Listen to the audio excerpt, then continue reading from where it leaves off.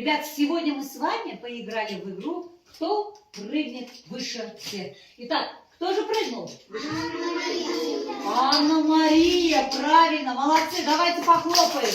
Молодцы. Пойдем, Анна Мария. Ну, ты сегодня у нас победительница, прыгнула выше всех, молодцы. Но в следующий раз у вас тоже получится прыгнуть. А давайте сейчас мы поздравим нашу Анну Марию. Анна Мария, молодец!